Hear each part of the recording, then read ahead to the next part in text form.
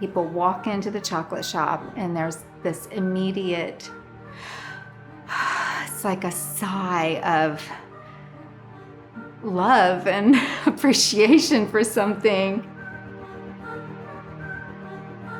Well, it was my first real job working in a chocolate shop. I was 15 years old. I never did go to school for higher education. I just was a young mother, and then I found, myself a single parent. I worked 2 jobs. I don't know, I think you get stuck in these mindsets that you're always going to struggle. It can get really deep rooted.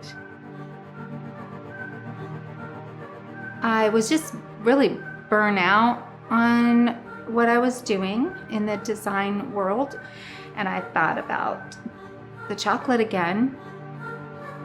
I think that I really decided this is something I have to do. I have to at least try. So I started working on a business plan. And I went to the bank, and they actually turned me down at first, but it was this force that it was beyond me, and I just knew that it was going to work out. Within a year of getting the business license, I opened the shop. It was an immediate success. I was just shocked. There's a lot to think about while you're in the process of making the chocolate. I guess what most people maybe don't understand is just like the chemistry of it. There's a process of tempering that is very important to get the structure of the chocolate, the crystallization back so that the bar snaps, has a shine, has a good texture. If you ever buy a bar that is kind of crumbly or that has lines or dots, fogginess on the top of it, that's the cocoa butter coming to the surface. So that means that temper went out at some point, or it wasn't properly tempered to begin with. We pour it into molds for bars or for bonbons. The bonbons, we hollow out the mold so that we can pipe ganache in it.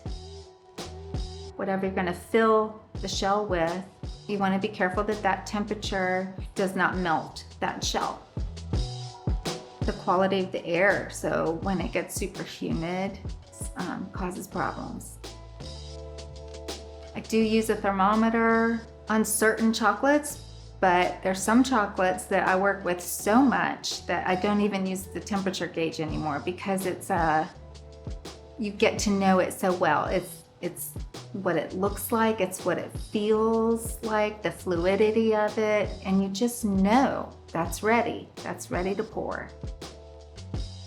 And just like any food, it's an experience. I started the company because I wanted to just be creative, be my own boss, and bring something to Birmingham that we didn't have. I also wanted to be part of the revival of downtown Birmingham, and that's why I chose that little shop down there. What surprised me immediately was the joy that people feel when they walk in the shop. And I think that fed my soul more than any other part that I had intended.